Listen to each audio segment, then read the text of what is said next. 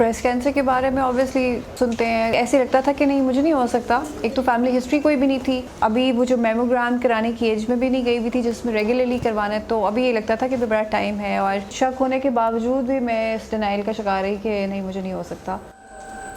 ज़ैनब सलमान को 2018 में छाती के सरतान की तशख़ीस हुई थी, और जब तक वो खुद को समझाकर डॉक्टर के पास पहुंची तो उन्हें पता चला कि उनका सामना स्टेज 2 के ब्रेस्ट कैंसर से है, जिसके बाद उनके जहन में बहुत से सवालात ने जन्म लिया। एक औरत के लिए बड़ी इंपॉर्टेंट बात है कि उसकी छाती जो है वो रिमूव हो जाए, मस्टेक्टमी हो जाए। जब मुझे पता चला कि मस्टेक्टमी है और ज़ाहिर है जो इफ़ेक्टेड साइड थी मेरी वहाँ की थी, तो मेरा तो पहला रिएक्शन ये था कि आप दूसरी साइड को भी रिमूव कर दें, ताकि इस इलाज का ये जो इतना लंबा प्रोसेस है और इतना थका देने वाला प्रोसेस है, मैं उसमें से दोबारा नहीं गुजरना चाहती। मेरे डॉक्टर कहते थे आप यंग हैं तो आप इतने एक्सट्रीम मेजर्स पे आपको लेने की ज़रूरत नहीं है। ज़ैनब एक अरसे तक बीमारी से नजरें चुराती रहीं और फिर तशखीस के अमल में भी वक्त लगा। इलाज शुरू होने में ताख़ीर से लेकर कीमोथेरेपी, छाती की सर्जरी और रेडियोथेरेपी जैसे मुश्किल मराहिल से गुजरने के अलावा लोगों के अजियत देने वाले सवालात भी थे जिनका सामना ज़ैनब ने किया।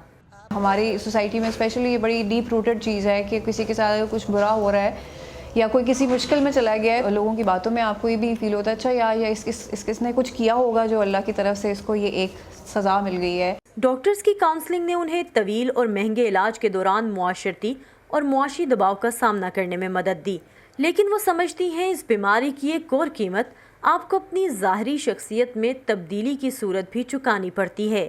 स्किन का कलर चेंज हो जाता है, नाखूनों का रंग चेंज हो जाता है, थक जाते हैं जल्दी। जब मुझे कैंसर डायग्नोज हुआ तो उस वक्त मेरा बेटा 4 इयर्स का था। मेरे लिए ये चीज़ बड़ी इंपॉर्टेंट थी कि मेरा बेटा उस शौक में से ना गुजरे कि उसकी माँ में कोई बहुत बड़ा चेंज आ गया है। उसको इस चीज़ से प्रोटेक्ट करने के लिए भी मैं बहुत टाइम अपना सर कवर रखती थी या अपनी आईब्रोज को ड्रॉ कर लेती थी। इलाज कामयाबी से मुकम्मल होने के बाद ज़ैनब अब फॉलो अप के 3रे साल में दाखिल हैं। हर गुजरता दिन उन्हें तसल्ली देता है कि वो अब खतरे से दूर होती जा रही हैं, लेकिन ज़िंदगी में कुछ खला ऐसे हैं जिन्हें पुर करना शायद मुश्किल है। मैं उतना एक्टिवली अपनी बेटे की ज़िंदगी में इन्वॉल्व नहीं हो पाती जितना मैं चाहती हूँ।